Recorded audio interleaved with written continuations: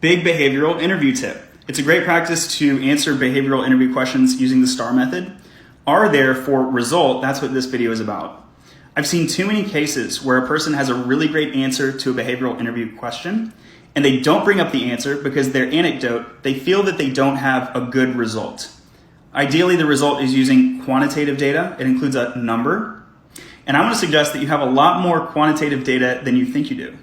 Here, I'm going to suggest that you can use a very roughly estimated data based on really questionable data, and the interviewer is often still going to be perfectly fine with that answer.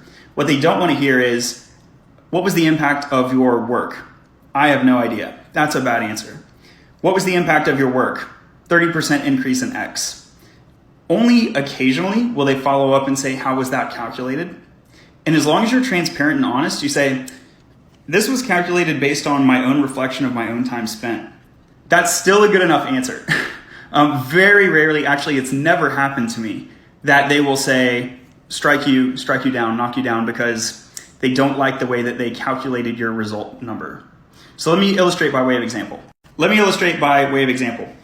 Hey, John, tell me about a time that you had to deal with an ambiguous situation. You had to solve a problem that no one on your team knew how to solve, not even you, at the time that you were given the task.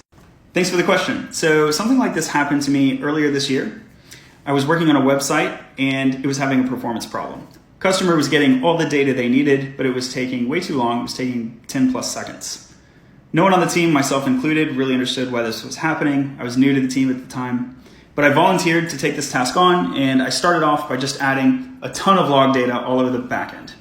It's important to note that our backend involved multiple servers, and one of the problems, trying to look through the logs and understand where the problem was, one of the problems was that the log statements were uncorrelated. What do I mean by that?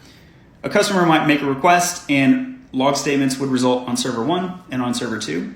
But as a developer reading the logs, I had no way to tell that these logs are related to these other logs are related to this particular customer's request. So I added, in addition to adding log statements, I added correlation IDs that solved this problem. We were able to identify and resolve the performance bottleneck.